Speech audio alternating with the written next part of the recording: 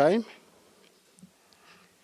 Your Excellencies, our Deputy President, Comrade Mavuto Tele, Dr. Govenda, Dr. Mashilo, Professor Chisom,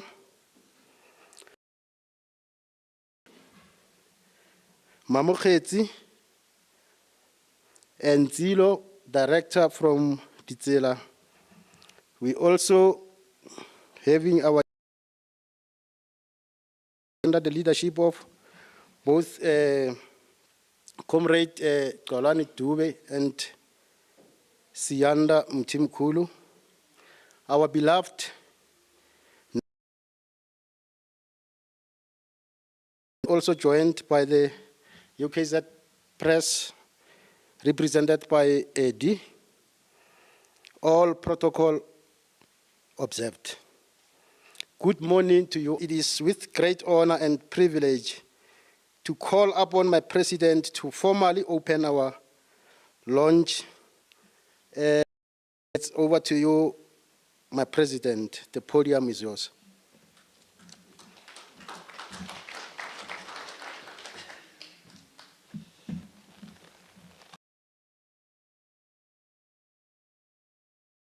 Thank you very much, Comrade David.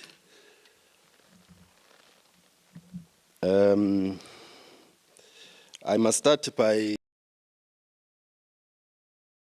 apologizing. And it's starting from a very, very bad footing. When you start by apologizing,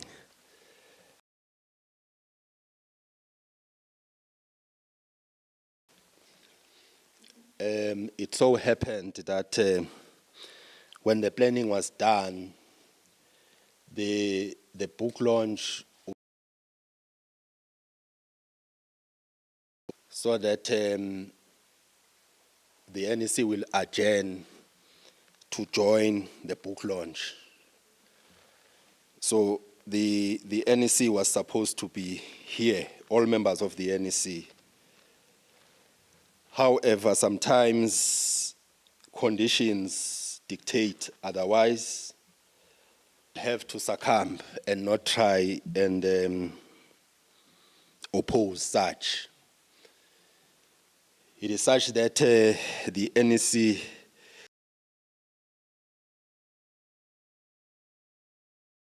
businesses that the NEC is dealing with, former President Comrade D is better than we had expected. And many people have apologized for day 3, which is tomorrow. As a result, the President and the GS, on behalf of the President and the General Secretary. Let me then, Program Director, start by recognizing the former President of the Union, the founding member, President of the Union, Comrade Uncle D, Comrade Duncan, who's all the work of the Union in a number of platforms. He's a part of the board of the SADTU, part of the board of SAIHOLD, and many other responsibilities. And thank you, Comrade Duncan, for always being available. Let me recognize Dr. Logan. You are recognized, and thank you for availing yourself. Our Commissar, let me recognize from Labour, Mokheti, and also was going to be moderating the discussions moving forward. You are recognized. SADTU is here. I know Itu and Comrade Babsi are here. You are recognized. Which I might have not seen. Allow me also to recognize the student chapter under the leadership of Umbuyaze, Umbuyaze Nomtimkulu, Odube. yibo mbuyazi nomthimkhulu sibalo wami. Thank you very much for coming to grace this occasion. We used to say, sisase college, ukulungiselela othisha ukuthi baye fielding.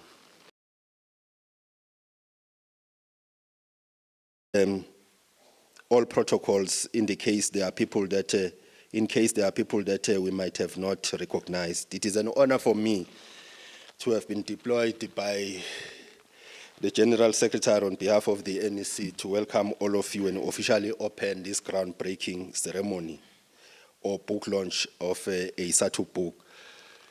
And just a few words, I thought I should first and foremost look at the character of SADTU, not just as a trade union, but as a trade union within the education space. Education space is important simply because it is a space meant to transform society for quality life for all. By virtue of education being a tool that can be used to qualitatively transform society, it makes education a site of struggle for the defense and the advancements of our own national democratic revolution. This thought gave rise for me to actually look back during the deep and very, very serious discussions that Comrade Duncan and many other comrades had during the unity talks towards the formation of us. Well, we all agreed that during the debate, they agreed that at that time they needed the National Teacher Union. They agreed, there was no problem. But the bone of contention during the discussion was the character needed to take during the struggle for liberation or within the context of the struggle for liberation. Others were saying we should solely focus on professionalism and not take away that we can, as a teacher union, disregard the obtaining material conditions under which education was taking place or is taking place at the time. Because education by its nature, it's not apolitical, it's not class neutral.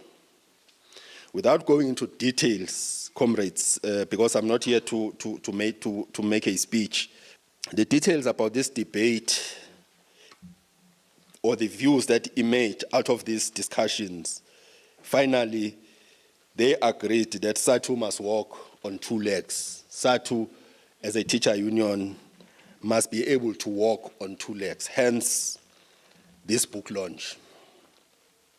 Had we not agreed that we must walk on two legs at the time, I don't think we will have had this book launch. SADTU has always been muddied in the public discourse as an organization that disrupts education, defends teachers who are lazy and not willing to work, calls for strike, and so on. Empeleni, truth be told, SADTU, in the 32 years of its existence, has called maybe 2, if not 3 strikes. 1 strike was for recognition.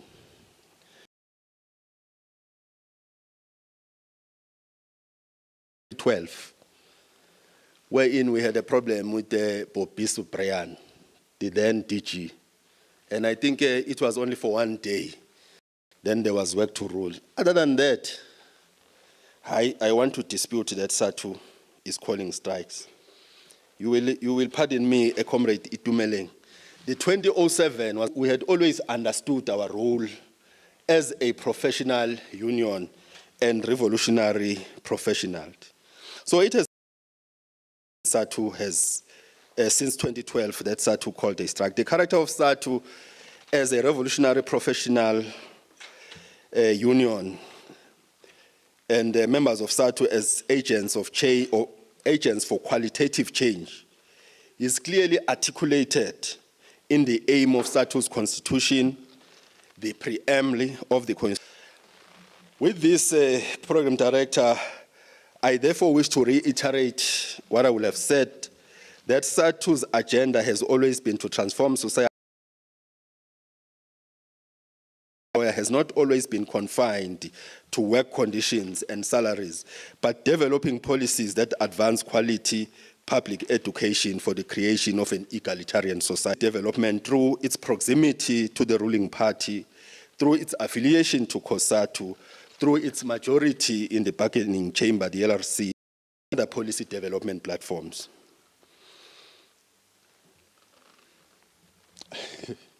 If I can be controversial, Program Director, that is why to go on strike last year on the eve of the exams. It was a conscious and a revolutionary decision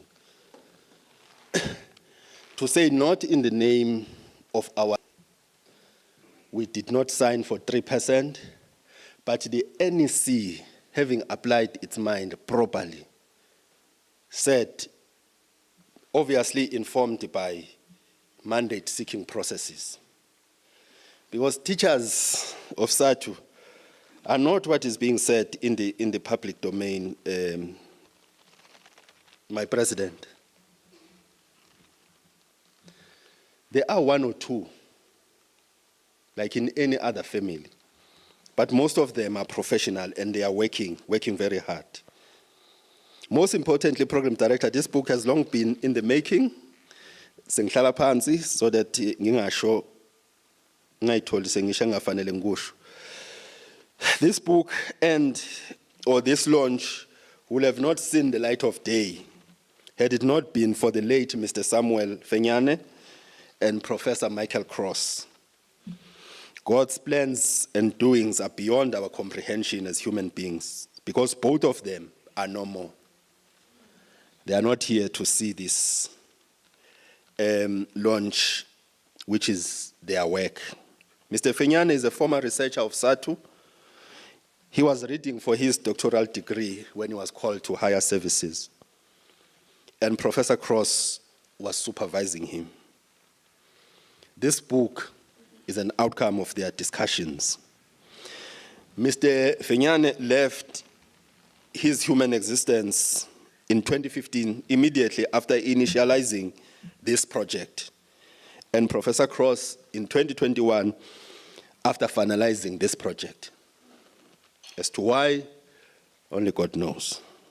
May their revolutionary souls rest in eternal peace.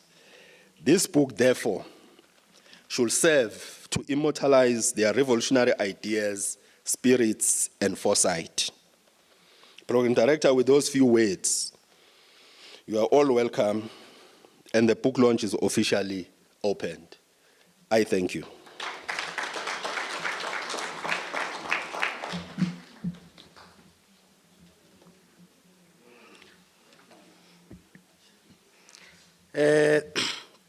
Thank you very much for welcoming note, my President. Indeed, let their soul rest in peace. A friend, Comrade Samuel Fenyane. Indeed, my President, as part of realizing our 2010 vision 2, which is creating learning nation, this is a very, very much historic and defining moment. Prefacing this within the context that we lead by example as teachers through knowledge creation. And I must say that well underpinned by evidence-based discourse, rather scientific evidence. Once again, I have honor and privilege to introduce the following panel. In our midst, I've got Professor Chisom, Transformation. And her latest book is titled teacher preparation in South Africa, history, policies, and practice. The publication year is 2019. The second one is Dr. Logan Govender. Who is Logan? Dr. Logan Education Studies at the University of Johannesburg. His research interests span from education policy, teacher unionism, and professionalism, and student epistemic success. Another panel member is our Uncle D, which is Mr. Duncan Handel, leader, and also it was Director General at the Department of Education from 2010.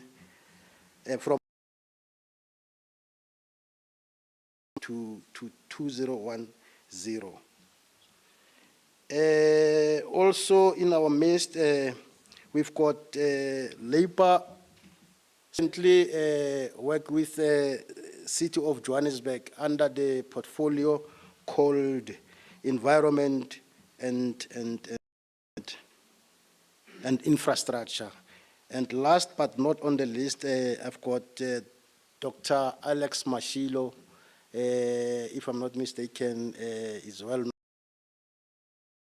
national television. Dr. Mashilo is a spokesperson for South African Communist Party.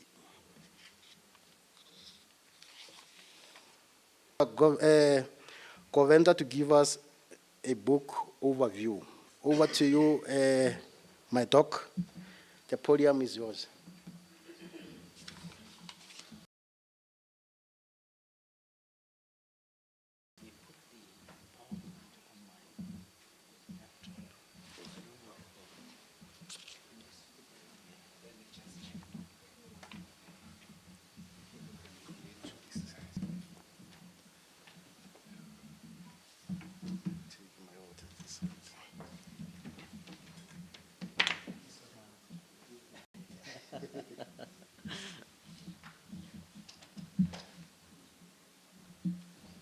Sorry for the delay, colleagues. We're just getting this part.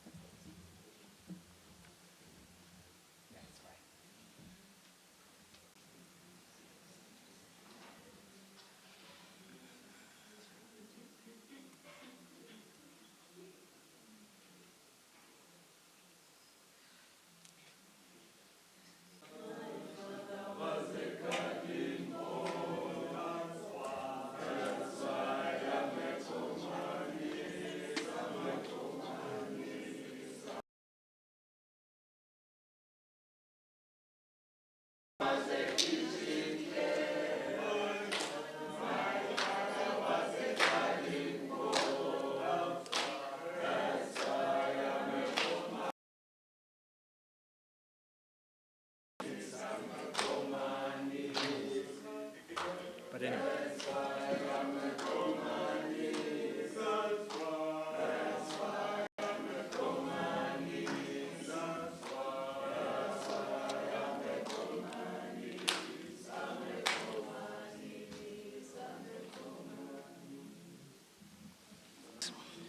Colleagues and friends, all protocols observed. 34 years ago, I was eagerly anticipating the start of a new job as the Undersecretary of the Teachers Association of South Africa, TASA, the then Indian Teachers Association. A year later, in October 1990, and TASA would start its process of disbanding and merging into SADTU. For me, it was time to pursue my other passion, education research.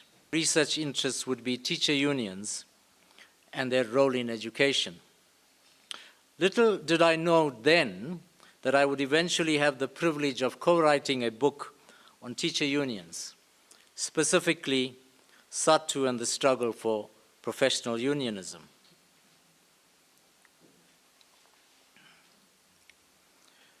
my fascination with researching teacher unions would also result in a close working relationship over many years with the late Professor Michael Cross, co-author and co-editor of this book.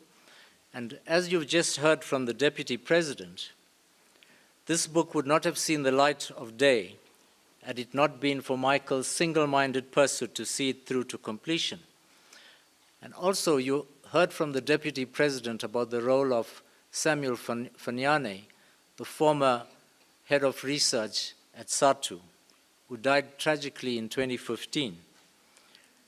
So it's no surprise then that this book is dedicated to the memory of both Michael Cross and Samuel Fanyane, whom we describe in the book as intellectual in the struggle for social justice in education.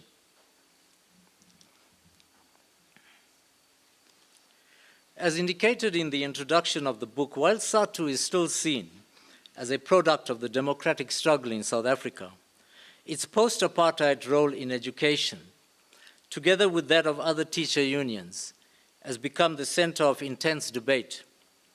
This book explores how and why this has come about. More importantly, it attempts to reimagine the future of education in South Africa and SADTU's relevance therein. It does this by examining SADTU's relationship with the state, focusing on the union's struggle for recognition and its involvement in the education policy arena. Four main questions are posed. What were the context and challenges that confronted SADTU in the process of establishing itself? The role of SADTU in the policy arena? What effects did SADTU's involvement in policy processes have on its members and broader South African society? What have been the main lessons for SADTU in the past 30 years? And what implications do these lessons have for SADTU's future trajectory and education development in the years ahead?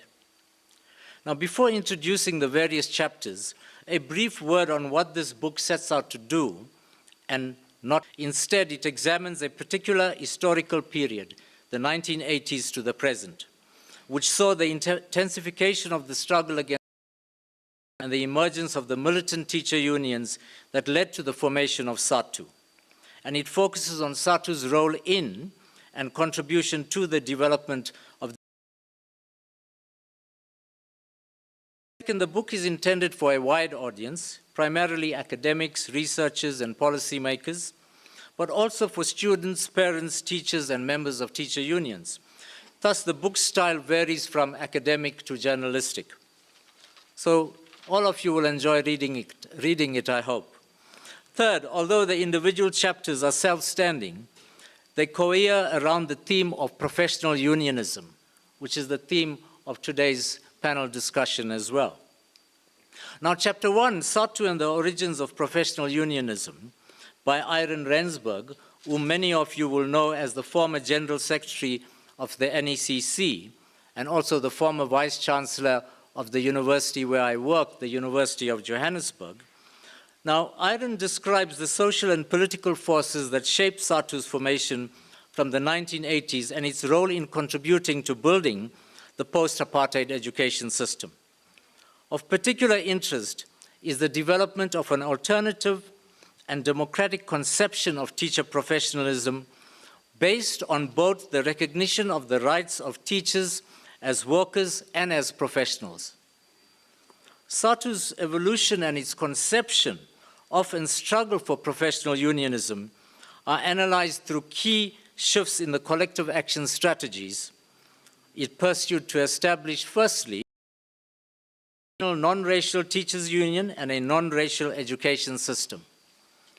2, a democratic and development-orientated teacher appraisal system.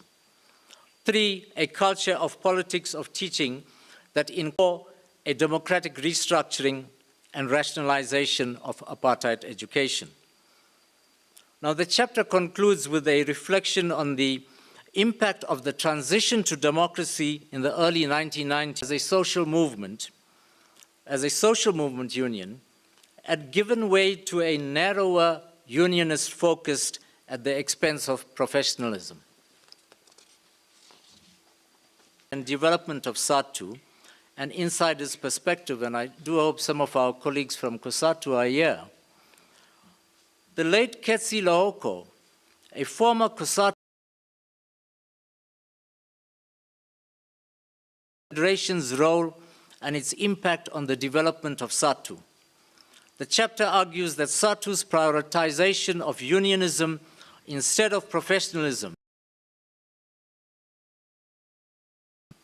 between the militant teacher unions and the conservative teacher associations, which included TASA, the organization I initially worked for, was in forum the NTUF and the subsequent affiliation of SADTU to COSATU. It concludes with the assertion that gainsaying SADTU's achievements in the field of labor relations, particularly in the parity of esteem and status between black and white teachers, gender parity, simultaneously pursuing professional and policy issues to enhance the quality of schooling and address the material concerns of its members.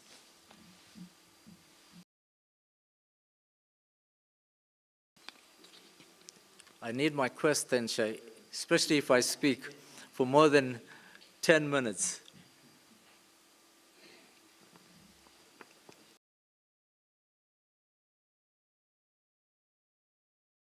Making in South Africa. Title, and the rest of the title reads Exclusion, Contestation, and Collaboration. Those words are important. Here the authors examine the role of SADTU in education policy within the general context of teacher unions in the policy arena. The argument pursued in this chapter, first, throughout the apartheid era, teacher organizations were fragmented along racial lines and black teachers were excluded from policy-making decisions. Second, with the transition to democracy, there emerged a trend towards professional unionism and increased collaboration among teacher unions. However, SADTU's political alignment with the ANC-led tripartite alliance has undermined its independence in the policy arena. Some will disagree with this. And third, since the transition to democracy from the 1990s to the present, teacher unions' participation in policy making has been characterized by contestation and gradually greater collaboration with education departments. I think what the Deputy President said about the decrease in the number of strikes in recent years bears testimony to that.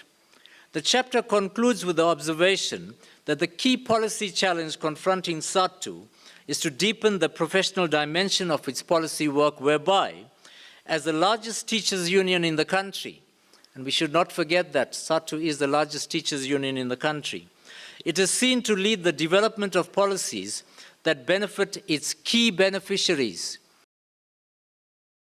SADTU's key beneficiaries, the children of the poor and working class. In Chapter 4, Organizational Development and Efficiency, Key Ingredients for Professional Organizational Growth and Development Challenges, specifically recruiting members, setting up branches, and framing its vision, mission, and operational procedures. A key question that the chapter explores is whether SADTU's organizational configuration was dynamic and flexible enough to respond to societal challenges, especially whether it was able to achieve its goals with its current structure and capacity. The chapter argues that SADTU's biggest challenge is the development of an organizational blueprint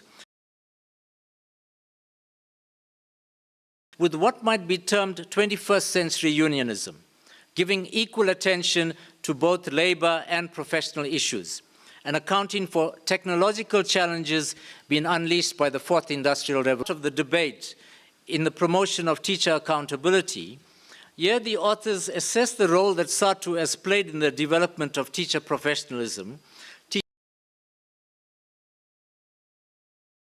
a big issue in education these days. It argues that this role has been constrained by SADTU's approach to unionism and professionalism, and that a new strategy is needed. The new approach should be based increasingly on the concept of professional unionism, which prioritizes firstly the interests of the learner as articulated by government and the public at large, and two, recognizes the precondition for the latter requires a cooperative rather than a conflictual relationship between different stakeholders in the education system.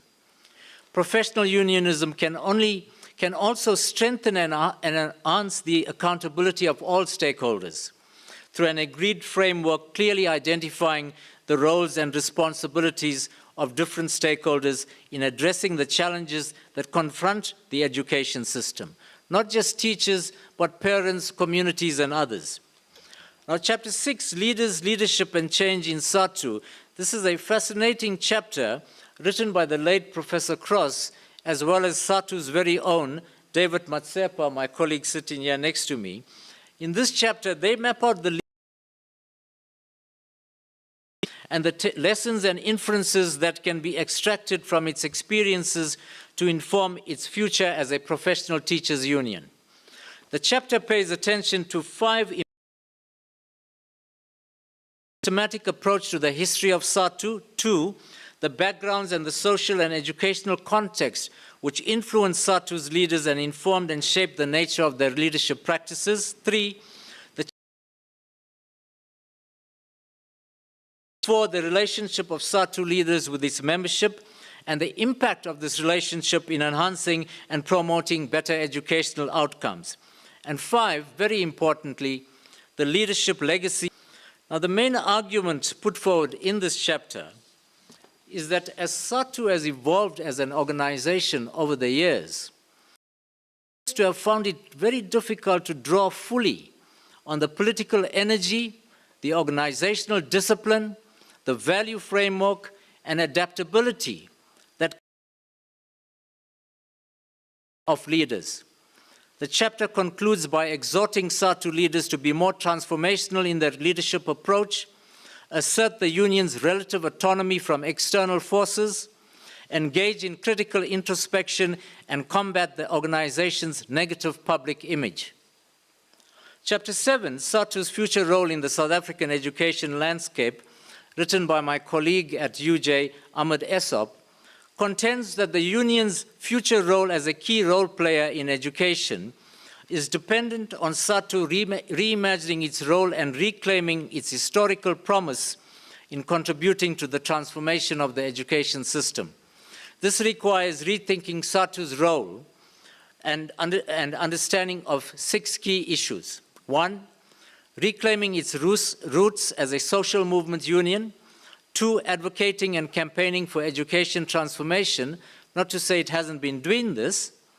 3, transcending the unionism versus professionalism divide. 4, contributing to the development of education policy, renewing its leadership and the organization as a whole.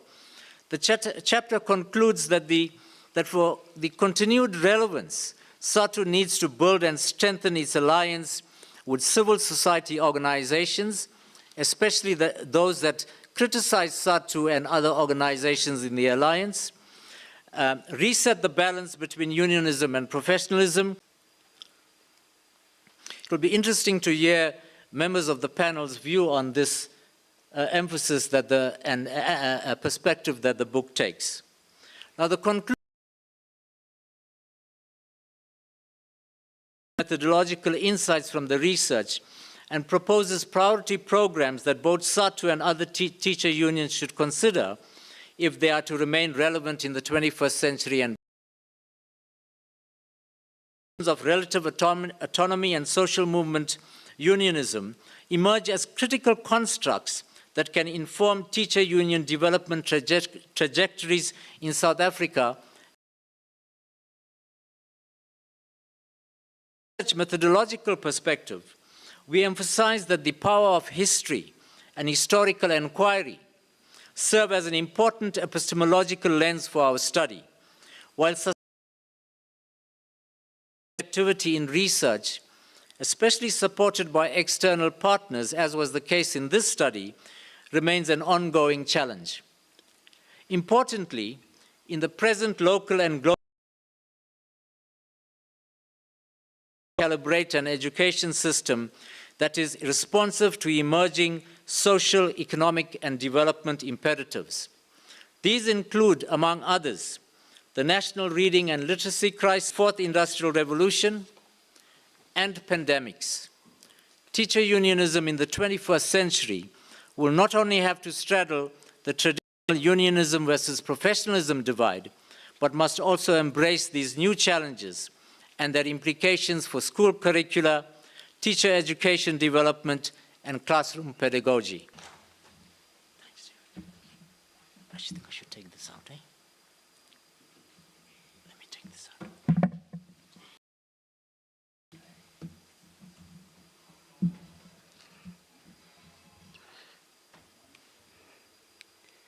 Thank you very much for wonderful insight.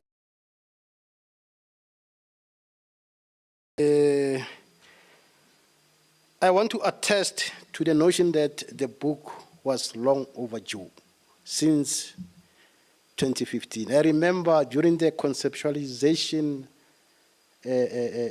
stage, we were at Vet Rural facility. It's in Akenhoek for information for chapter 6, me and Michael Cross. So everything was collapsed, and then we had to start afresh, and it wasn't easy.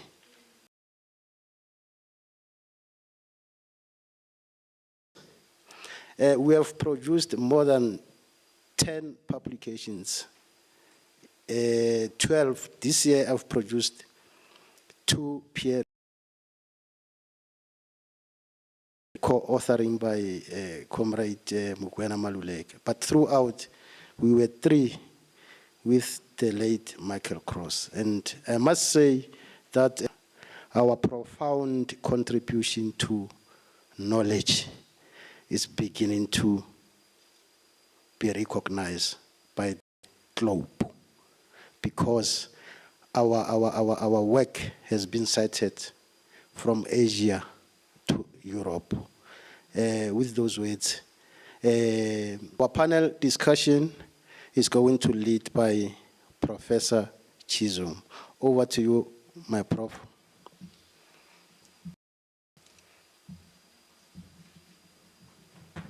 Okay, thanks. Okay, the purpose of this session is to hear speakers give their views and opinions and perspectives on the issues that have been raised in this book. Most importantly, the whole notion of professional unionism. But before they do that, and I'm very pleased that we've got this particular selection of people, before they do that, I just want to give a bit of a plug for the book. I myself was involved in the very early days, and then have kept a sort of a watching brief on SADTU and looked at how it has developed and how Logan's work has developed, how Michael's project developed, how people like Duncan have continued to be involved. So I've been interested for a while. So I was very interested when this book came out to see exactly how it has been dealing with all the controversies and all the issues and the history of SADTU. And I must say, I was bowled over, and I really want to recommend that you read it after this session. I don't think everyone's had a chance to read it, not even the presenters, but let me say that it's a watershed. It's in fact a landmark in the history not just of SADTU, but also in the writing on teachers in South Africa. Radical in its assessment and its analysis of where SADTU has come from, where it's at the moment, and where it's going to in the future. It's radical in its proposals that it makes. Whether it can work or not is another question, but the fact that it makes it is actually quite an important one. It's very insightful and thought-provoking on the way in which it teases out the dynamic relationship between professionalism and unionism. It makes us rethink the idea or the way in which we think about the relationship between education, politics, and unionism. And the way it does that is, again, for me, very insightful and very radical. So, I mean, it's not my job here to say what I think about the book. I've also got some criticisms and so on. But I do want to recommend that you read it. It's a milestone. But with that, and having said that, I hope I've laid the platform for a discussion with Logan in his excellent outline of the book for the speakers. And we'll begin with Alex Mashilo. So, Dr. Mashilo, please come up and share your thoughts on this book. We will have time for discussion, but they will lay the groundwork for the discussion for us. So thank you very much. Alex, over to you. I'm not going to keep time because I think that we all be dealing with professional, experienced people who know that they can talk for long enough to allow others to speak as well. So, thank you so much. You must just give an academic a microphone if you want to save time. They will talk forever. Greetings and thank you very much. Greetings to fellow panelists and to comrades and all-time union educators who I see, everyone here present today, all protocol observed. When I was invited last week to come, divided in my mind whether I should really make myself available. I had just landed from China. I received a copy of the book on Thursday. I did not read the book. So I had to go through the book. And I will say something about this at the end when I finish. And the second reason why it was a difficult decision for me to make myself available is that we have the of the Communist Party. Fortunately, it's not far from here. And it is a one-day Politburo meeting. So as the head of communication, go to the loo because you must compose the statement of outcomes of that meeting and communicate it publicly. So I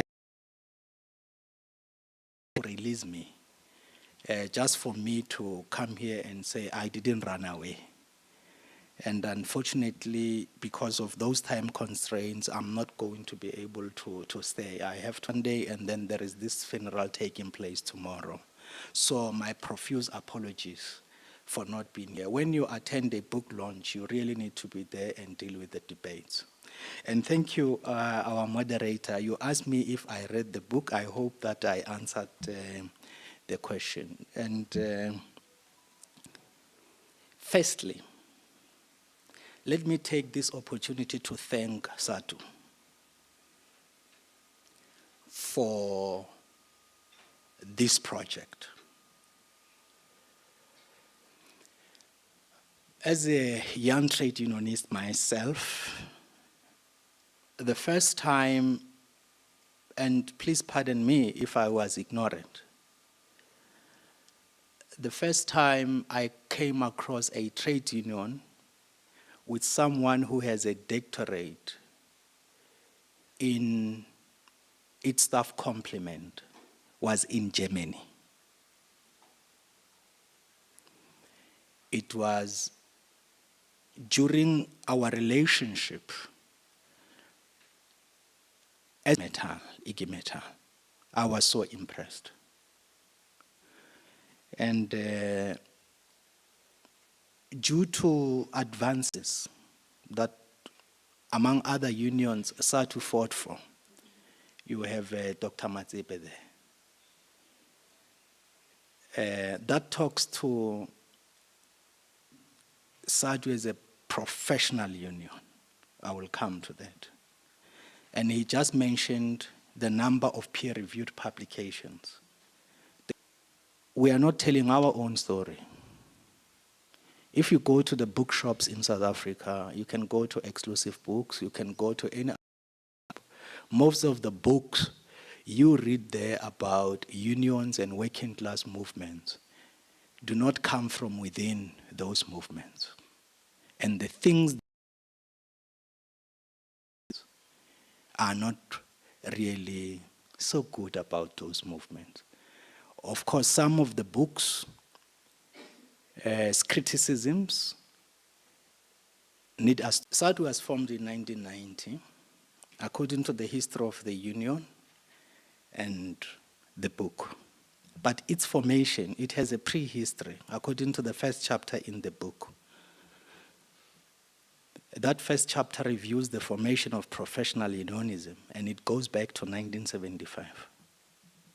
In South Africa, that culminated in the 85 is 10 years.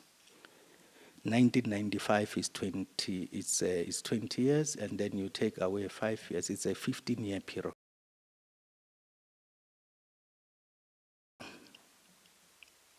And correctly, as the book says, SADTU was a product of the struggle for democracy. But it was also a product of the struggle for unionization. Unionization against the history of what happened in 1922, known as the Rand Revolt, Conciliation Acts. The president you mentioned, black unions or black teachers could not participate. There was a long history not recognizing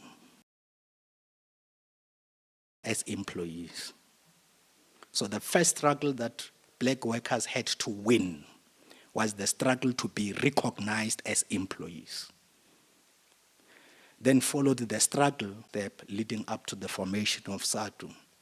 And the formation of SADTU and other public sector unions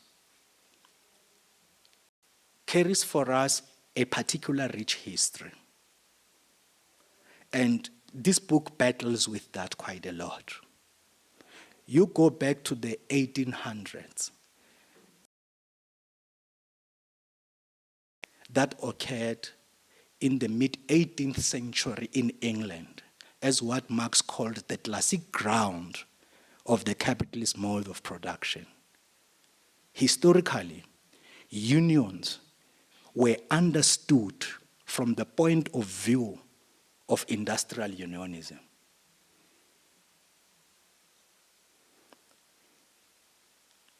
And as it happened in South Africa in 1922, because of the pyramid structure of the workplace,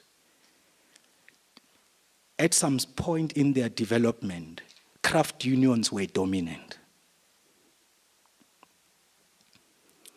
Now,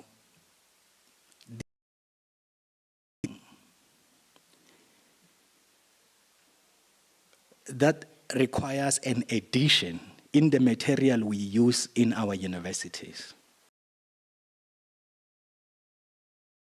The theory, the conceptual theory, this book uses the theory of social movement theory, in which it looks at SADTU. So there is a bit of a contradiction, and sometimes the two are juxtaposed. Is there a professional union? Is there a contradiction between social movement unionism and professional unionism? Can a union that the book battles with, we will return to some other things and the criticisms leveled against SADTU, but I'm just saying within the curriculum, when we were looking at the different characterizations, if I may use that word, of unions and social movements, there is one discussed different sorts of characters or characterizations of unions. You can mention social movement, unionism, craft unions, and so on. Unionism. So this book makes an important contribution in dealing with that. And you can see that, especially chapter 1, the introduction, insights, and the themes are located. That's where they are located. So to go through the rest of the chapters, that part of the book, if you read the book, you will have to pay attention to that part of the book. And it is that part of the book that begins to lay the foundation for the other proposals. That I was struggling having read or reading the book. You are talking about a professional union. You are talking two things. Perhaps these are not at the level of theories or concepts. For a lack of a better word, I can say a notion. You are talking about a union of the people organized in this union, unlike in my union where I come from. I come from the background of an industrial proletariat. The character of that union and the character of the union discussed in this book are different, yet both are trade unions.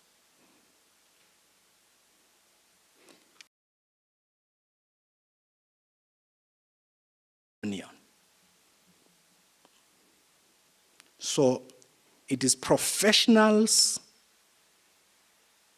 and it is a professional union.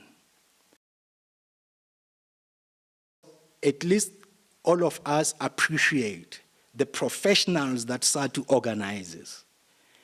And then I would like to just take a little bit from this. Not only is that union organizing professionals, but that union organizes in a professional way. So if I look at the administration of that union must be administered in a professional way. If I look at the organization of the meetings of that union, when I listen to the spokesperson of the union or a representative of that union, I'm expecting to hear a professional articulation.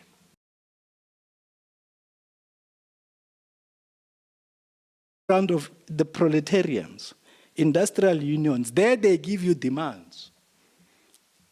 At the big mass meeting in a factory, for a company or BMW, they give you demands.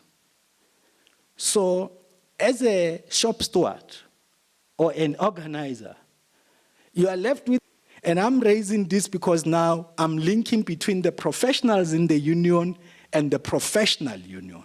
So in other words, where like the president, the point you were raising about the Public Service Coordinating Bargaining Council engagement process.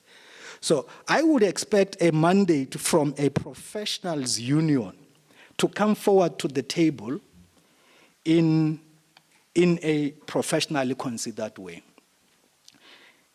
Because here we are not doing a book review, I would like to conclude as follows. 1. There is this article written by Jos Lobo called The South African Working Class and the National Democratic Revolution. In the article, Slovo says that unions do not exist outside of a class society, outside of a society characterized by the broader political struggle. Because the state in its origin is an instrument of class oppression or class rule or taking forward class interests. Unions cannot bury their heads in the sand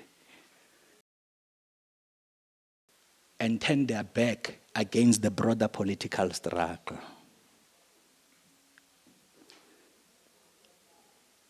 I'm leaving that because the reason why I'm leaving that is because I'm dealing with that is that there is this conceptual framework of understanding worker power, We call it the power, derive power from their structural location in the economy or where they are.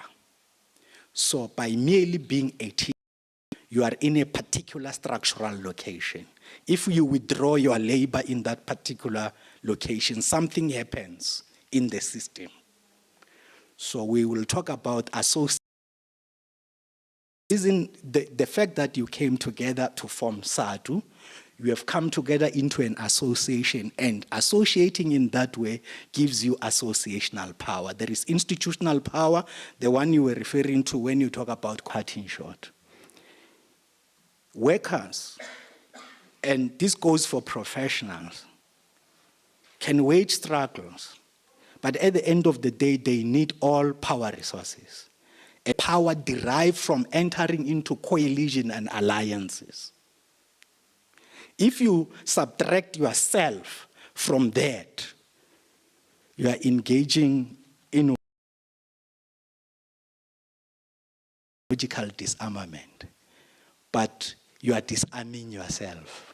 How are you going to link the struggles of your sector, the struggles for other things you mentioned? In the book, they say in 2018, we had a shortage of approximately 3,500 classrooms. So many other things. Those things affect society.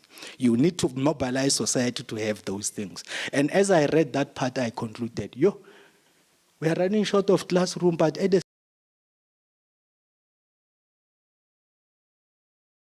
so, please, don't voluntarily disarm yourself. You are members of society before you are teachers. Build your societal power.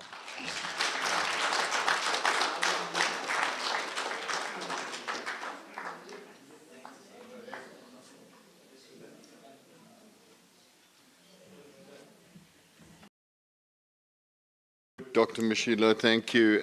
You make me feel a bit bad. I probably should have turned down the invitation. I haven't read the book yet. So I'm sorry about that, but I do have a copy I've just received. I'll certainly read it.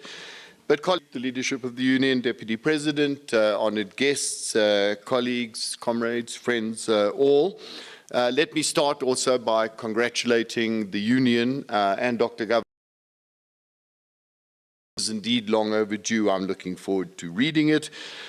And let me say, I think the answer to that question, is this thing possible, professional unionism? I have to say quite simply, I think interests which a union brings with the broader interests, the political interests, the social interests that are there. And I want to just tell you a little story and perhaps reflect on the leadership role of SADTU in formed back in the 1990s. There was a huge interest from the international community. It was part, obviously, of the interest in the anti-apartheid movement. Possibility of a black teachers union emerging, and frankly, the big international teacher federations were very interested. You had a large number of teachers that were going to add to their membership, but more than that, it was something you wanted to be associated with. So we had a lot of delegations from different international bodies who would come to us, and at that stage in the world, the nations of the teaching profession, you can understand a very professional kind of orientation, and on the other side, the International Federation of Free Trade Unions, part of the IC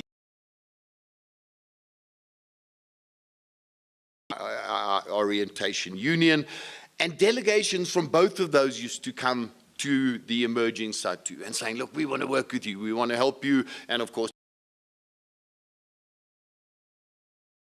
would say to the WCOT people, look, we like your professional outlook and it's good, but frankly, the history we've come from, we've got a union orientation as well. And they said to us, no, that's not a problem. We stand on two legs. Professional and union, no, not a problem there. Next day, the IFFTU ones would come. And they would tell us their story and what they could offer. We said, look, all fits very well, but you must understand, we're professionals, this is the way we were. And they said, no problem. We're union, but we also have professional sides. Now, I suspect during that discussion, well, I don't think it's a coincidence that a year or so after SADTU was launched, we saw the launch of Education International. That actually brought these two, the union, the professional one, into a single body, Education International, which I think tries to epitomize this notion of professional unionism. And I don't think it's also an accident that our first president, Member TCM Dladlana, was elected to the leadership of that EI, recognizing, I think, the little role that SADTU had played in getting the world that this was not a two-sided thing, that in fact we could live together. So in my mind, I don't think it's very difficult to reconcile that, and I think it's been done in many ways. I think the harder question, and the one I'd want to pose to the union, is in practice, how do we demonstrate this thing called professional unionism? And I think it's a big challenge to the union, because I've just done some work on a recent paper in preparation for the 2024 election season, and looking at legislation and human resources, you teachers in the system. And the conclusion, I'm afraid to say, is that the two bits of legislation, in particular SASA and the Employment of Educators Act, the EEA, together work to hugely advantage teachers and schools over the interests of society, the system as a whole. In particular, of course, over the way that teachers are recruited and appointed and managed in our schools. Colleagues, this is legislation that was developed some 25 years ago.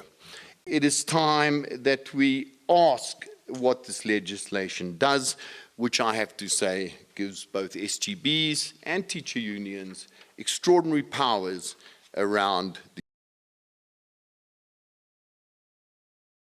It might even be that we could accuse the unions of forming an elite compact with the SGBs around this legislation and to maintain 10% of our budget on human resources.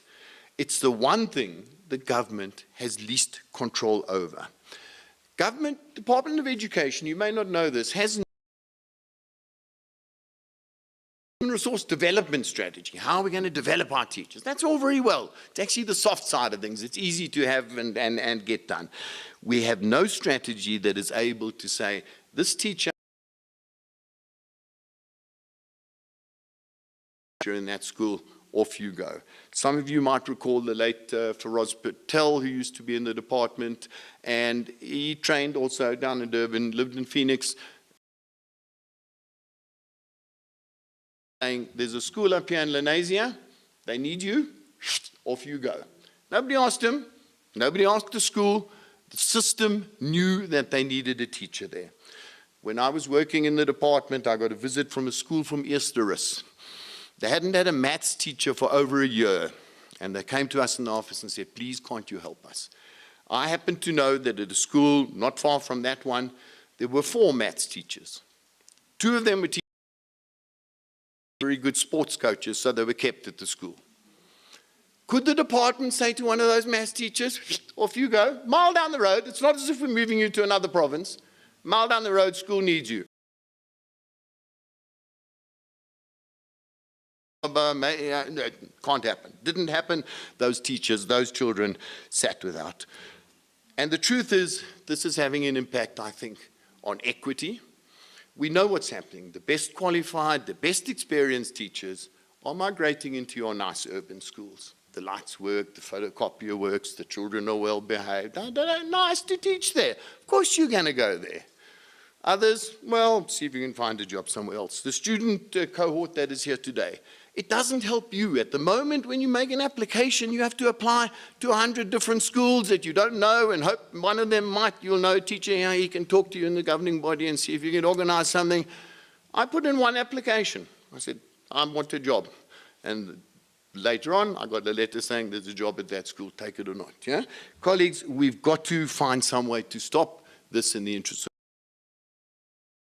on quality in the same way. We talk a lot about teacher training and the fact that our new teachers are not being fully trained. We need to induct them. We need mentorship.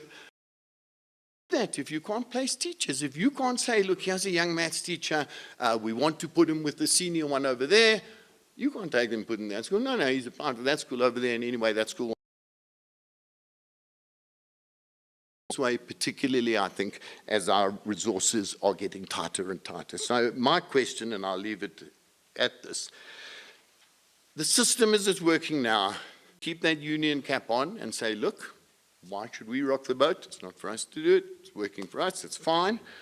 Or do we step back into a professional role? Not a role about dressing nicely and arriving at school on time, a professional role in asking, if you remember, and the Deputy President spoke about your SADTU constitution, and I'm fascinated by starting a union.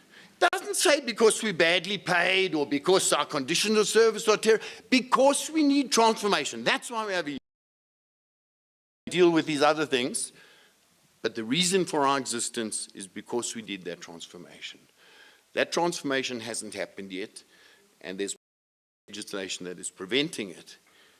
And the challenge, I think, is how does the union respond to that when it might, in fact, need something that doesn't necessarily help. It's certainly possible. Can it be done? We'll wait and see. Thank you very much.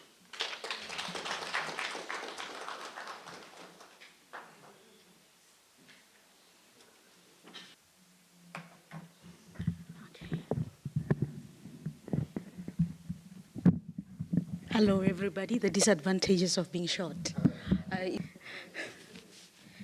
I am Mamokreti Molopiani, a researcher, a writer. Sometimes I really, like Alex, I work within COSATU at one stage. I was a researcher, communicator in COSATU, so I have union background too. Today, I just want to pick up from where Alex had left. And really, it was about the question of field, but I'm going to be speaking about unions broadly in the public sector. And one of the challenges emerging today for public sector unions,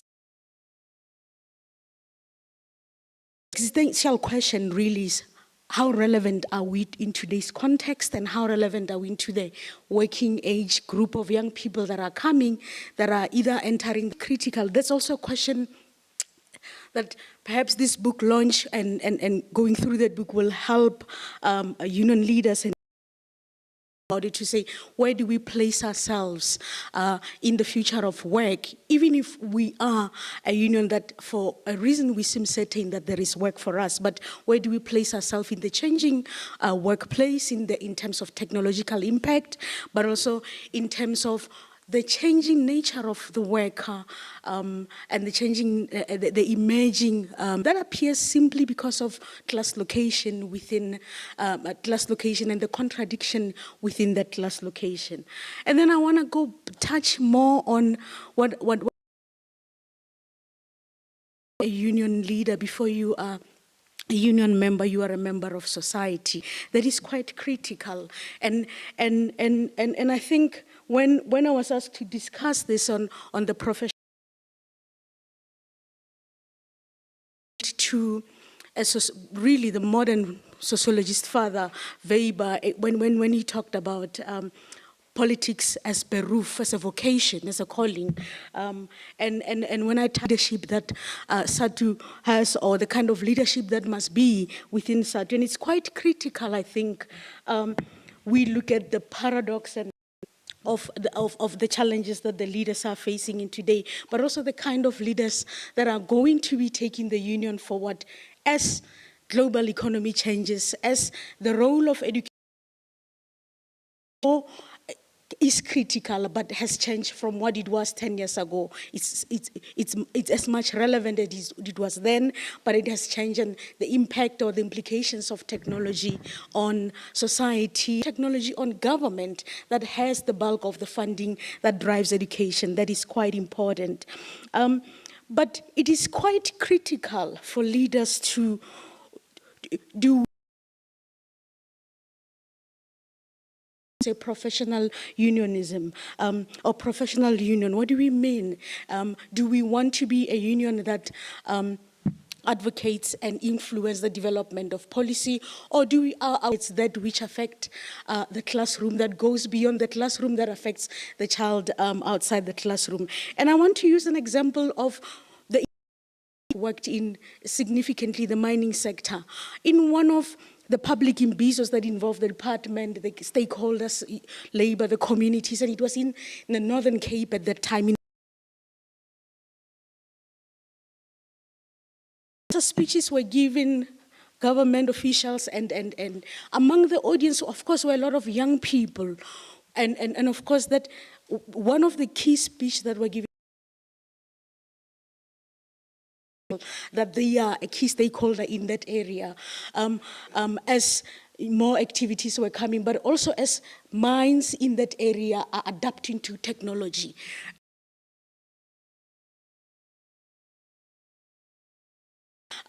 But also the fear of the kind of skills that is going to be needed relative to the kind of skills that the mine workers in that area has. A question emerged from a young person on the floor who asked all the people on the panel, I hear your speeches. I'm a young person who has a degree on the wall and cannot find jobs. How is all that you have said that to me going to put food on my table? I bring this so that it becomes clear that it is not just limiting or simply focusing on what happens within the classroom, what happens within policy development in education, the kind of education we want, the kind of curriculum we want, the kind of policy we want, how we want to influence. In the history and the context of South Africa, it is also about the social issues. It is also, we must always be cognizant that we do not room, and what is affecting performance in the classroom, and what is affecting you equally so as a professional within in the education space. But then, of course, you come to Weber, whose argument of, in this, I replace politics with trade unionism as a locking relationship between professionalism and rationalization. And you look at how SADTU was formed, how SADTU has come, and how the union has. But then there is also the duality within SADTU and the duality that we contend with, or within that structure, or the simultaneous existence of wanting to be repertoires of contention and being able to take our issues out in the front, or in this instance, repertoires of strike and protest, and how that has an implication of how the union is perceived. It is quite interesting to learn from the Deputy President that the strikes that had occurred, the organization cannot change or cannot really influence, even if you put empirical evidence forward, is that you are a disruptive union. But then you go back and you look at the works of Buhlungu, who highlighted the paradox of democracy and the challenge that as South Africa became democratic, one of the challenges that COSATU, in this instance he was referring to COSATU, but that could easily be put through to SADTU and any other union. One of the challenges was being able to locate oneself within the corridors of power and be able to influence that. However, losing ground with what really meant, or in this instance, lately, or the past 5 years, what Gwede Mantashe called the preoccupation with leadership struggle, the preoccupation with factional battle within to depart from the alliance. It is probably, as the moderator has said, a radical position put forward, and it's going to be met with obviously resistance that that the union can look for within themselves, or as they move forward, is to say, and I like that this book, it is launched, because within the narrative about SADTU or the broader media discussion, maybe because I also engage in public media, within the broader discussion about the perception is empirical evidence about the history of the union and what the union is. So it is based on historical context. And I like the fact that it contributes to what the practice are, and it's not just rhetoric or philosophical speculation, which are quite, which often, when discussions are being made about union, often it comes from a point of speculation or mainly rhetoric. But if we go back to the importance of professionalism within that in a way cannot be disputed, because we are seeing, it's evident that unions have become a line of business in a way. There are institutions that are created, there is a machine that is operated mechanically. However, too much focus on that and moving away from the core of what SADTU is about. The core vision, I actually remember, is about the transformation and the development of education comes first, about that. And if we move away from that federation of what happens when unions become too bureaucratized and become a mechanistic and very much mercenary, as it were, in their approach, and how that takes away from them the real core of what they need to be. And I think the kind of leadership that is going to draw and moving forward is one that straddle both. It is possible, of course, for a person to hold both ends at the same time, have a contradictory. As an answer to what Alex has said, are you a professional union or are you a social movement union? Which way are you straddling? To hold contradictory view and still be able to carry on. So, however, the kind of leadership that is needed in the context of Beruf is to one who will see that to be a union leader is not just a vocation, it's not just a work, but it must drive far deeper vision beyond what I aspire as a leader. One of the challenges that unions face in South Africa is being perceived and being seen as a stepping ladder to a better position, almost ignoring the reason for your core existence, almost ignoring the reason for your core function and why you are. And so as an existential question, them in the public sector, equally so in the private sector, one of them is the gradual marginalization of the activities of the unions, even within a government that they align to. And this dual role, that you are a professional union, that you are a union of professionals, but also that you are existing within society, societal issues affect you, and so forth. You do not exist in a bubble. And then, of course, what for me is critical is the revitalization of the unions moving forward. And then, of course, the replacement of the forms of organizing and union activity as we know, because ultimately they must be anchored around social action, they must be anchored around engaging with communities, they must embrace at the same time emancipatory politics and develop a transformative vision, which already we know the union has talked about in a broader context.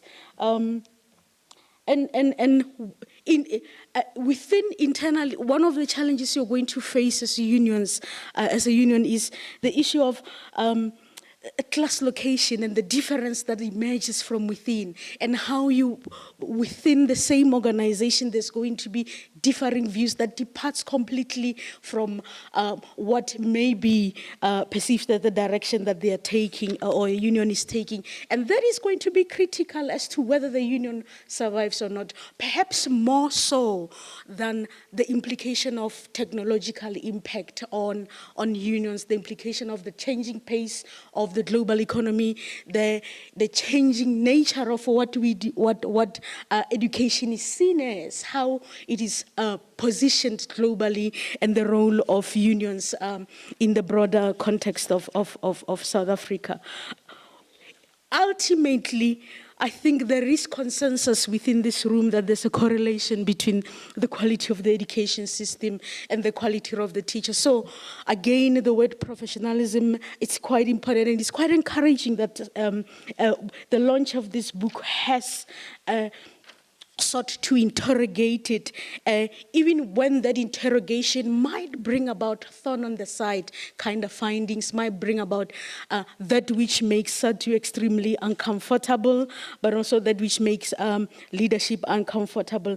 This must be contended with, and this must be engaged with up until the unions has the union has a clear picture of what it wants to do moving forward. One of the challenges that South Africa faces, not just in the public sector, that age group 18 to 25 that we see on Statistics South Africa that are entering the labor market, how relevant am I to them? How am I able to attract them? So it's quite encouraging. It's quite wonderful that there is a youth element within this room. And how am I going to reality? And will there be a vacuum in our absence when this generation, older generation goes? Will there be a vacuum? What happens when you cannot answer whether you are able to fill that vacuum? What happens when you cannot answer?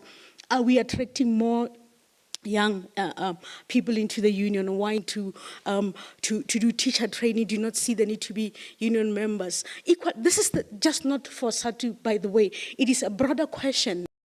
Mining sector. Why does a young mine worker feel like qualified or a miner, a rock driller? Why do they feel like I do not need to belong to a union, but it is better raised by communities that are protesting outside the mine, and that when they give those memorandum, among the issues that the communities have raised, often our career.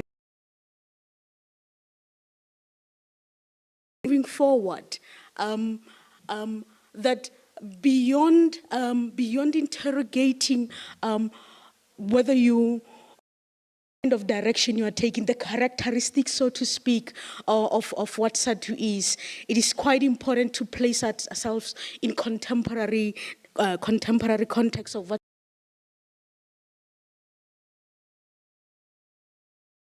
I like the most perhaps about this launch and this book is that it contributes to theory, it contributes to a historical evidence that is put forward about the union, and that will be readily available, because it goes against to break the many myths that are created about what unions are, or in this case, what you, moderator. Sorry I took so long.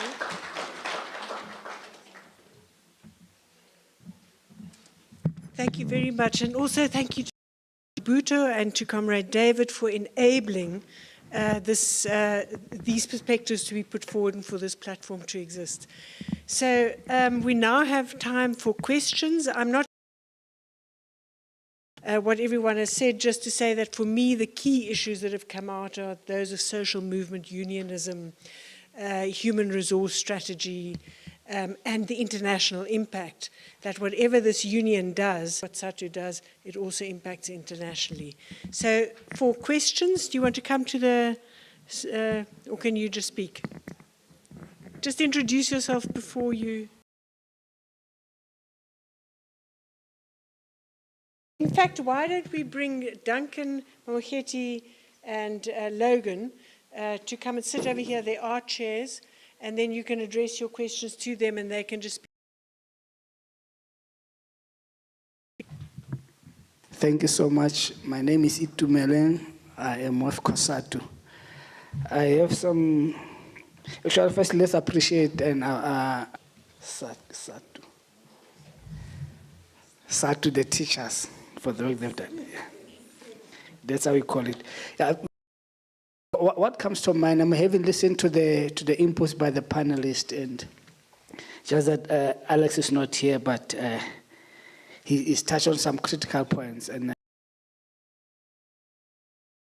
the benefit of having read the book, but listening to the synopsis as given by the presenters going forward. The one question that comes to mind in particular is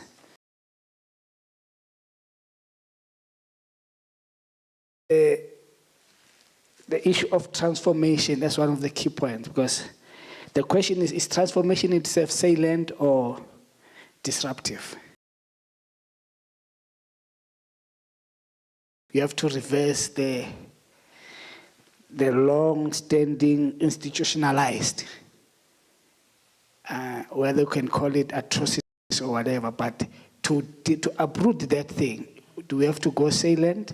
Because which now comes to the second question of professionalism, by definition, professionalism. Because as SADTU, and I think SADTU, we marry the two, the professionalism, because professionalism itself talks about the conduct. But there's another point on professionalism that talks about how the union is effectively run in terms of professionalizing the processes, the management style, and the effectiveness and efficiency of the union in achieving what it's supposed to achieve. I think that's one thing of trade union itself, because the whole notion is that SADTU should not. I thought we would have a characterization of what is the nature of SADTU, where the membership, that's 60 years, you cease to become an employee. And it means by definition you become a member of SADTU because you are outside of the system. Now with the leadership and where it's going, do we have, because I read just synoptically to say it takes about 13 years for a member to join to become a leader.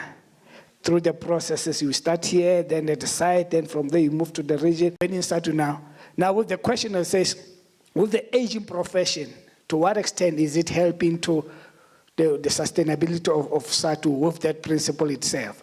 I just wanted to the last point that I want to deal with is on the issue of the comparison, I mean the composition of SADTU in itself. It used to be a craft union, now it is more dominantly, or should we say the active unions are the public sector, which are seen to be more professional than the craft unions. And understanding the site of struggle of SADTU as the teaching space. To what extent are we going to withdraw from our militancy becoming professional and not want to take up the societal struggle? Because I think I want to bring this part, maybe the panelists will help me. There's a new concept of when they say you disruptive concept. It's disrupting the order, the new order, to bring the alternative from the new order. So those are things that I was trying to battle with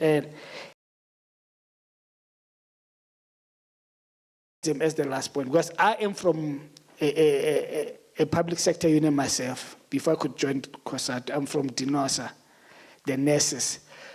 To understand that they were dealing with the issues of having the two legs within the union, the professional side and the union side.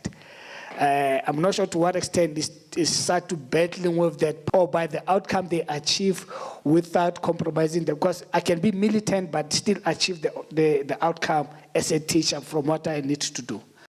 The contradiction that I was trying to battle with. Thank you so much. Let's take one or two more questions, and in the meantime, just think about which you want to respond to here. Two more questions.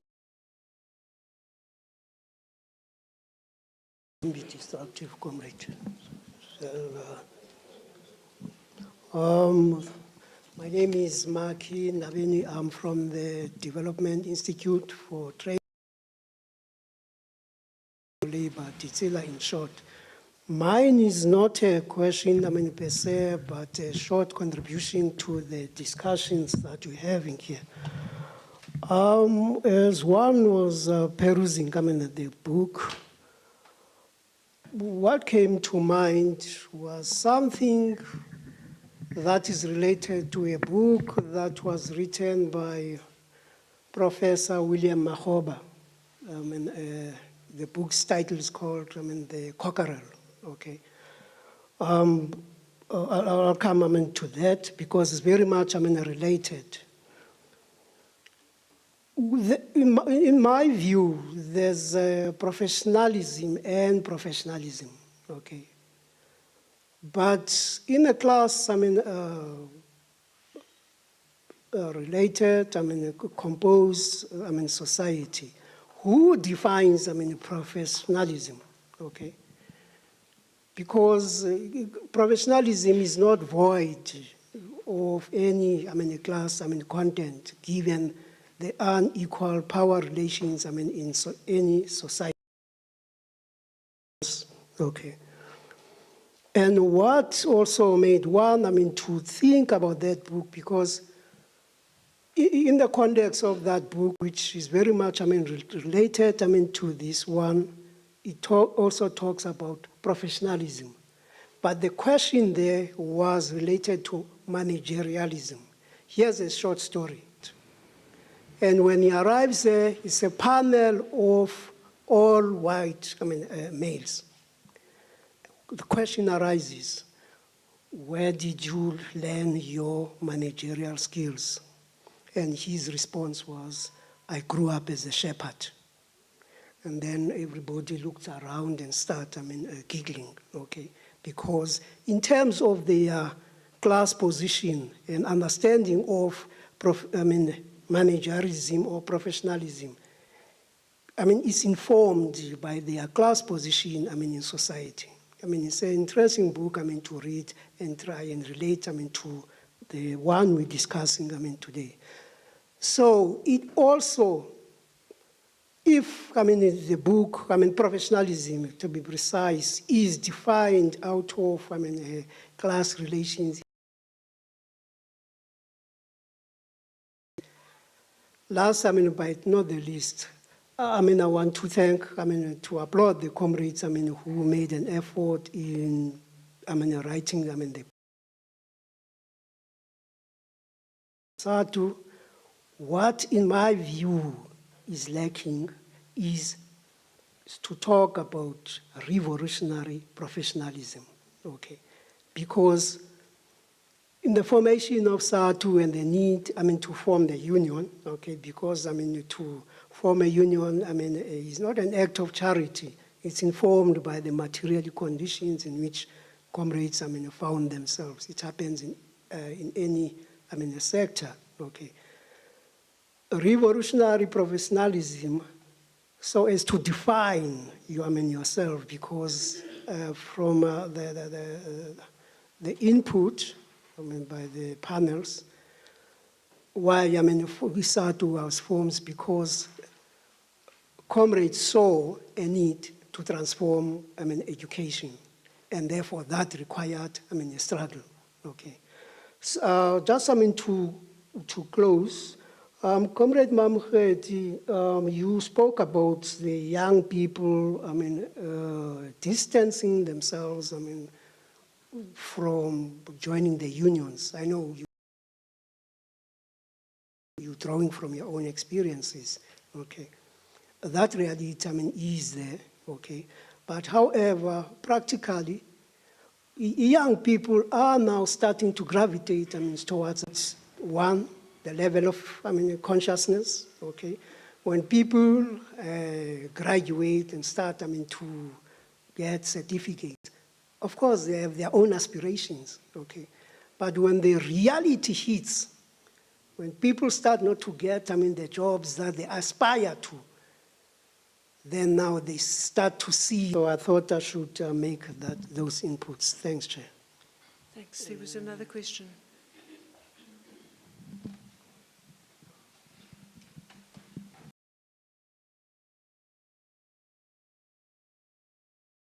To everyone, I am Comrade Kolani Dube, the National Coordinator of SADTU Student Chapter. So you can actually see that SADTU is progressive. The issue of consciousness starts from an institutional level. You don't know, have to wait and get to the field before you are conscientized. Well, I will start from where the former president, and I think the union's quest in the struggle for professional unionism is a response in the challenge of every. So it's part of stepping into the right direction. I almost said I'm covered, but I didn't want to say it by the question that you had raised. What defines professionalism? From whose perspective do we define professionalism? From which sandwich? Is it from an Afrocentric point of knowledge?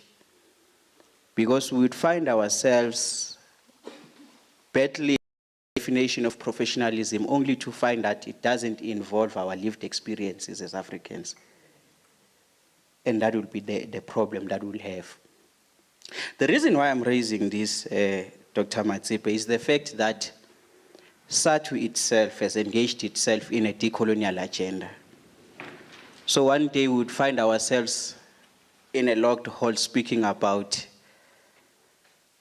were we correct to define professionalism as the way that we have defined it today after we have entered in the sphere of decolonization?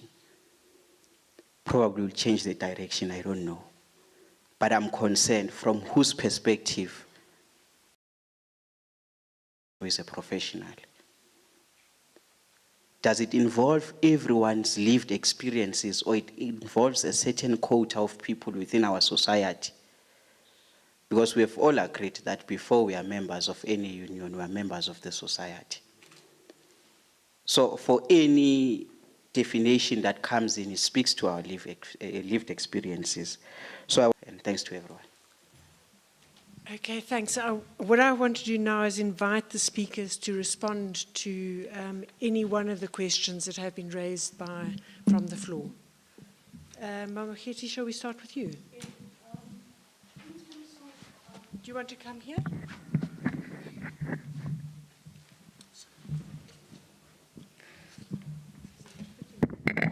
That's okay.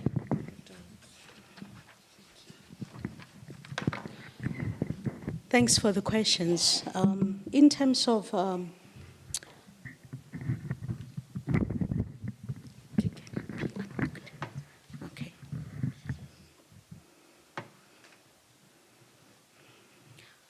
In terms of responding to issues about young people activity or young people coming into unions, based on the experience of what you have highlighted, that is a positive development. However, one of the challenges that we have seen emerge, broadly speaking, has been the fact that work has become precarious. What was once known as work has become fragmented in so many ways. And as such, you're finding that, and also you're factoring that the structure of the current, the structure of our economy in terms of labor absorption has remained mostly within older generation or within older workers, for a lack of a better word, and that young people are struggling to break into the labor market. That is not Mamuketi, that's PES, that's statistics South Africa, as you are seeing. South Africa has a national youth unemployment that is twice the national average, meaning young people, there's this barrier. And one of the barriers for young people to entering labor market or finding jobs is because older people are remaining longer in work. Many are supposed to have retired or left, but they do not. And so that poses a challenge for young people to enter the labor market. But also, when you look at the economic reasons for that, the report by Statistics South Africa on the implication of earnings and income for women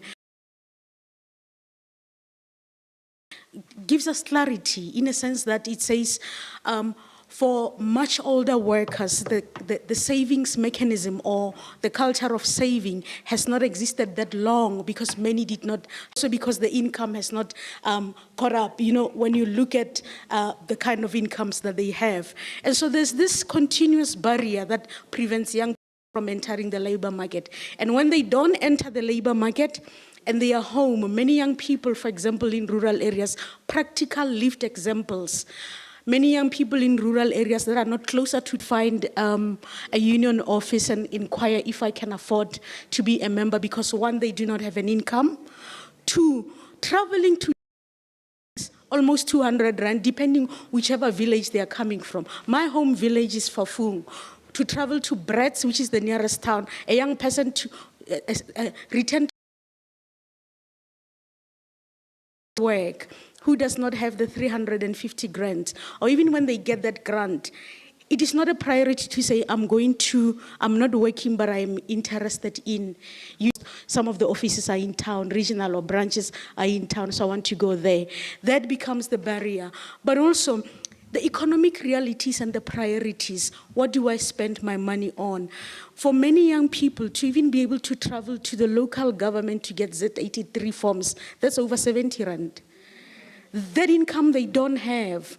And so I'm contextualizing this because I like to always bring it to lived experience and not just talk theoretically, but to bring it to lived experience to say, so many young people who are unemployed, there was a study, I forgot who did it, or a research, but one person was saying, it is far much easier for me to be dependent on my grandmother's income for food than for me to take the money that she has, the little money that she has, to try and look for a job in town because I have no guarantee that I'll get it. And for young people who have degrees, the unemployed graduate, who have studied and learned sociological theory and theories about the classes and work and labor, teacher's degree, some nursing qualification. The preoccupation is not per se, can I find help, be able to help me find a job, but their constant concern is the little money that I have, can I use it to access the internet or data to apply for work? So already we have young people who do not have the resources to go to town, but we have some young people who have resources, but they rather channel it to a manner that they find effective.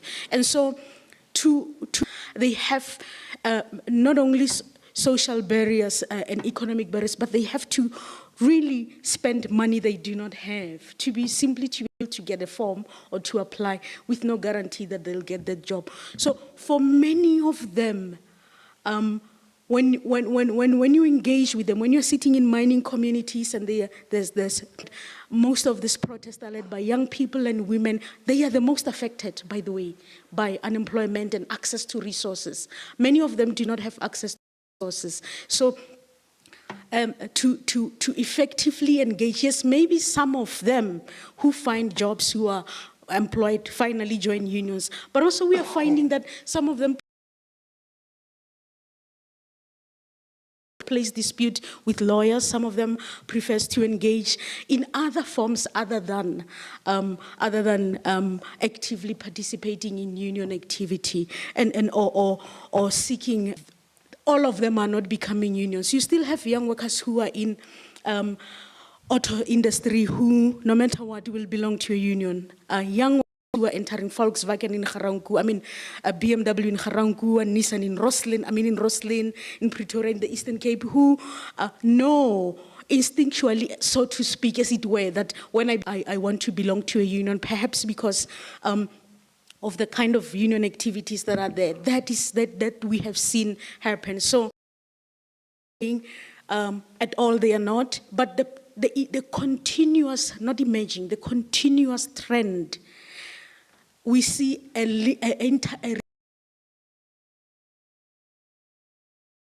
where those resources are prioritized for, and the desire or the need to be active or pursuing union activity.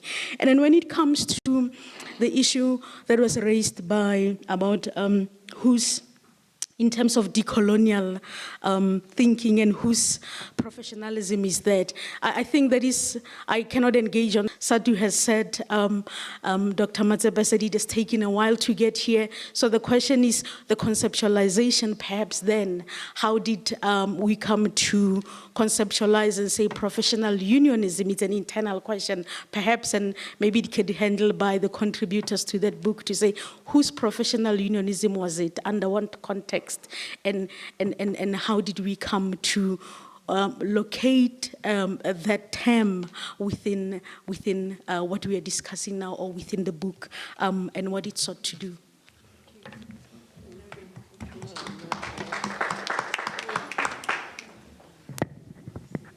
Thanks. Thank you.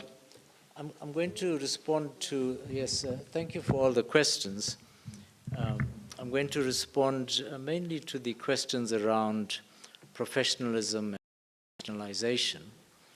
So I think it was the first question, or the from the floor, who asked the question around, or raised this issue around professional conduct and professionalizing of processes and the way in terms of its administration and so on. And I think one of the panelists also raised this question. So, and I think that's an interesting dimension of chapter 4, which, and the title of that chapter is Organizational Development and Efficiency, which talks about that issue of around, you know, working in ways, although we don't really describe it, it's implied there, but what the chapter does is it focuses on the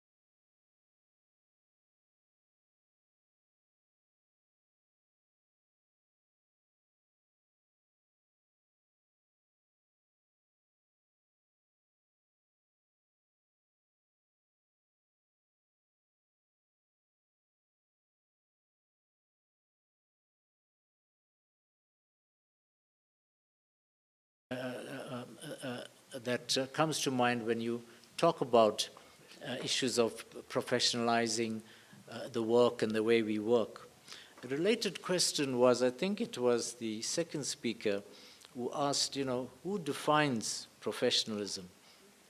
And I think that's really getting to the heart about what the book is exploring. Because would teacher unions, for example, prior to the establishment of SADTU and prior to the democratic era, the professionalism was largely defined by said this is how teachers are supposed to behave, this is what they are supposed to be doing, this is how they are supposed to be organizing themselves. Post-94, and one of when there was greater working together between government and unions, is the establishment through the South African Council of Educators, SACE, the Teachers' Professional Code of Ethics, Duncan. That code of ethics was a product of joint work between government and policymakers as well as teacher unions. So that is, I think it's important that it is a joint endeavor and a joint effort. And when that happens,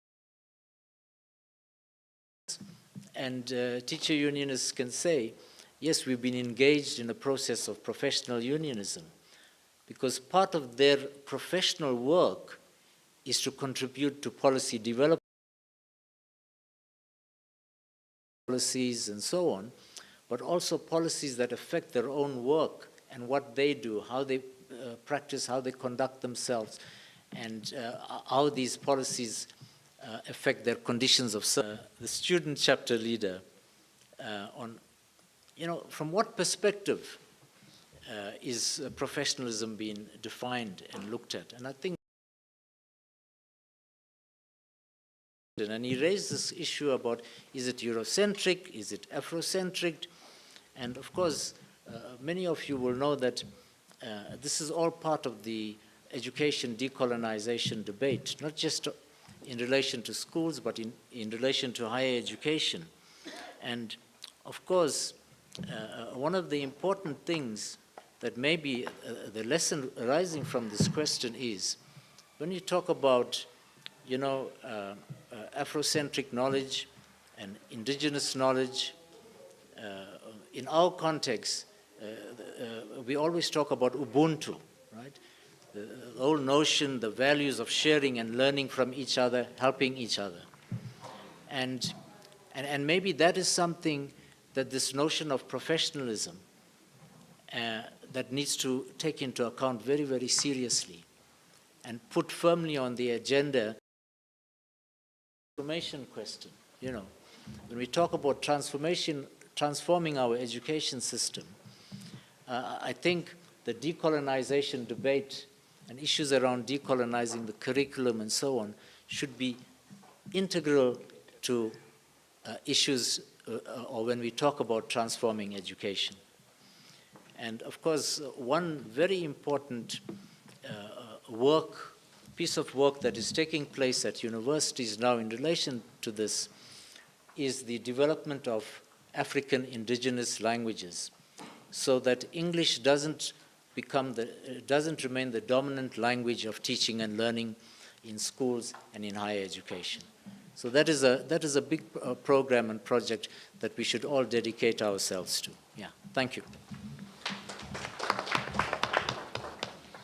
Thanks, Logan, and really I don't have much to add but to welcome, I think, the inputs. I think it is important to continue discussing professionalism, what it means and who owns it, as it were. But let's not overcomplicate it, colleagues, because I think there's something in professionalism that has to do with the state of mind and is probably a fairly universal thing, in the sense that, as an example, look, we want to organize Saturday classes, can you please come?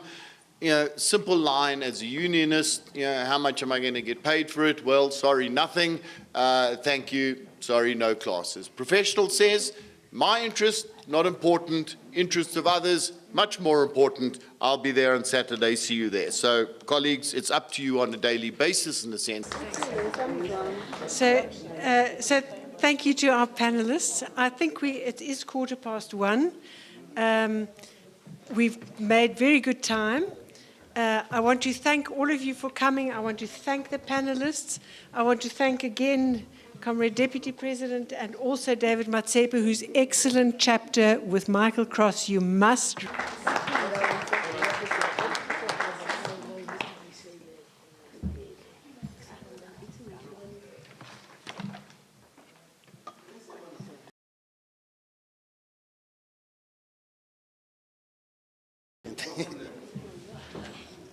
Just a few things, David. Number one, I think the purpose of writing a book is to provide some knowledge for me to incite debate and more research. There is no textbook, or I'm a teacher, there is no book that is complete. we have what is called a SADTU journal, and we need journals to be published in a SADTU journal. Hence, we must encourage participants here and other people to write. Particularly on what you raised, Comrade Xolani, let's define professionalism in our own way through our lived experiences. I will challenge. Let's write articles or do some kind of a study around that. Somebody said there is nothing like revolutionary professionalism in the book, and as a challenge to SADTU. I think it's it's there in the 2030 vision of SADTU, where we talk, I know, where we talk about our revolutionary tasks as teachers, to say these are our revolutionary tasks as agents of change. I think maybe it's something that also we must actually look at and read. But I also want to challenge you and my professors here about our education system. You know, I always have a problem if we talk about an education system wherein there are people who have degrees and they are unemployed. I have a problem with that. I understand we are in a capitalist society. As people who are educated with degrees, we become voluntary slaves or sophisticated slaves in the system to continue provide profit for the owners of the means of production, the capitalists.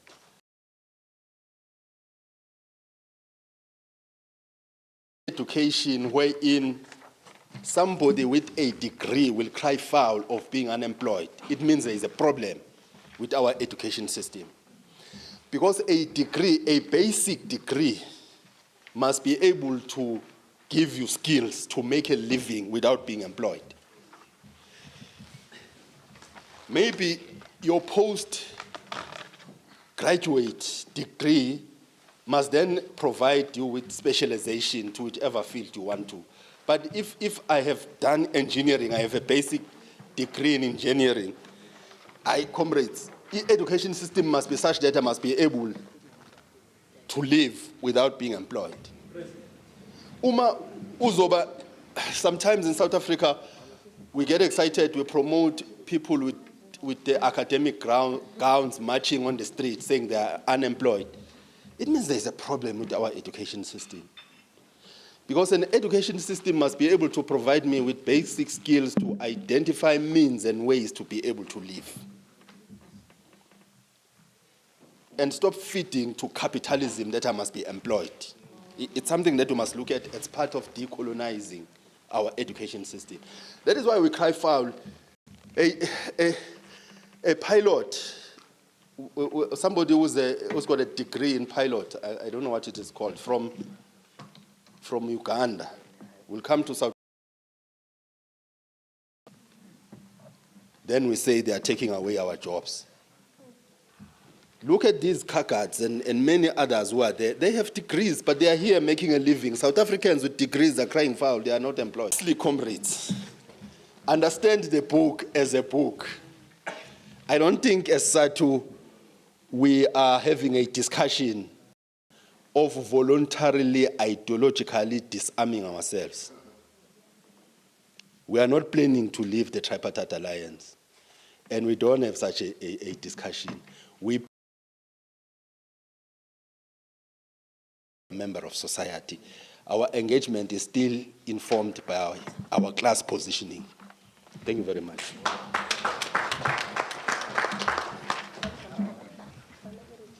It's never ending.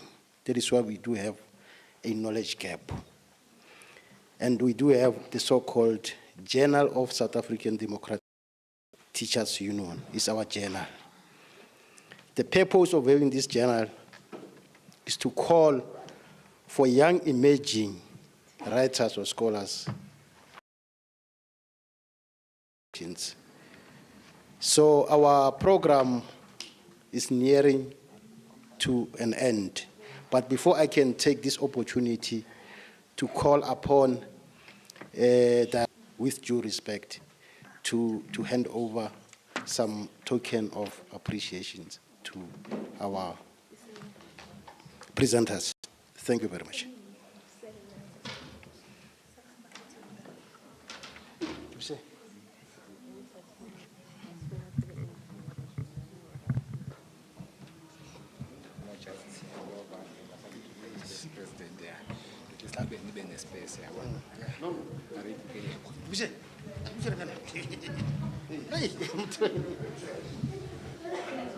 They must come here, and then pictures must be taken one by one.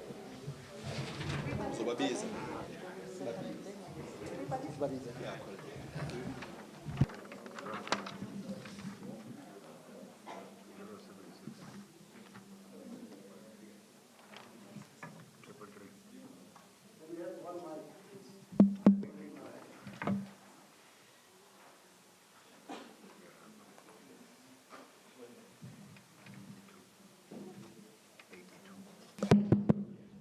Yeah, without any waste of time, let me call upon Uncle D to come and receive his token of appreciation. Age before beauty.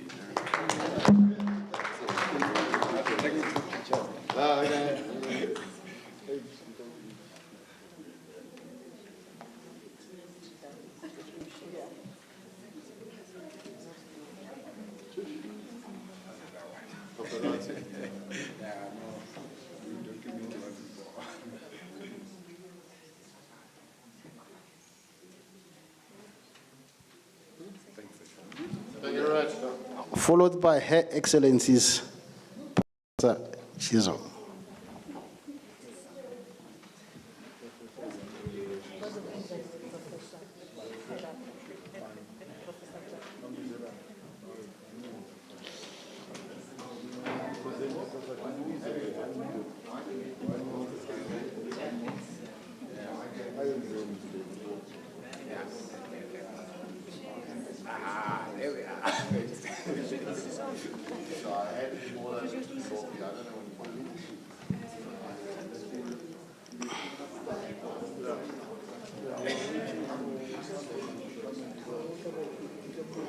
Yeah, followed by my chief editor for SADTU book, Dr.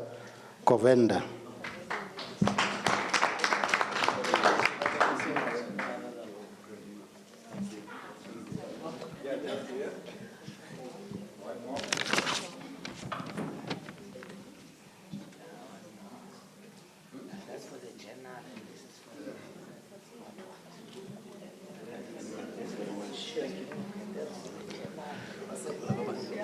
Come again?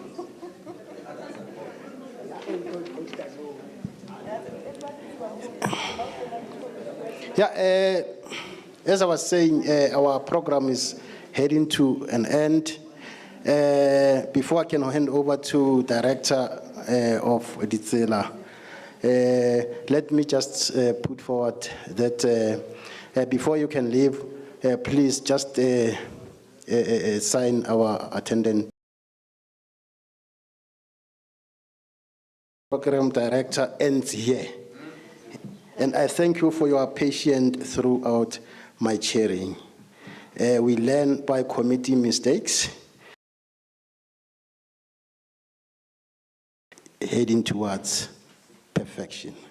With those words, I thank you. Over to you, my Director.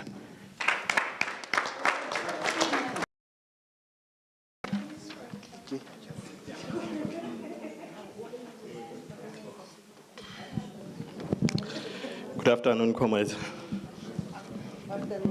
Amandla. Union, viva. Viva. Viva Ditsela, viva. Viva. Viva ourselves, viva. Comrades, I'd like to take this opportunity to thank you profusely particularly our speakers, our moderator, our participants, for the time that you dedicated out of your tight schedules from different parts of this country to come here, converge for these 2 hours, to be with us. When we were approached by the union to come and have this kind of an occasion, we were happy, because it is few unions that would advise invite us to this kind of occasions of book launchings, the sharing of platforms. But we accepted, because we have realized the importance of education, particularly on the constituents that we serve, including yourselves. Our mandate is to support trade unions and the trade union movement, as well as activists movement out there, with what we call workers' education, which is still contested as a concept as to what it is by many interested parties in the field. We acknowledge your presence and would like to thank you very much. I would like to release you then to different areas where you come from. I don't know where you're going from here, but the previous, the program director,